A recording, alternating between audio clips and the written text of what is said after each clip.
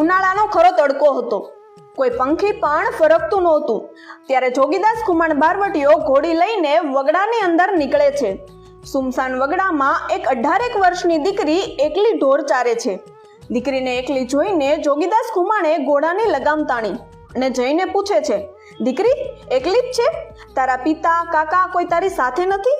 ત્યારે દીકરી કહે છે, ભાઈ મારા માતા પિતા તો ગુજરી ગયા છે. આ મારા મામાનું ગામ છે.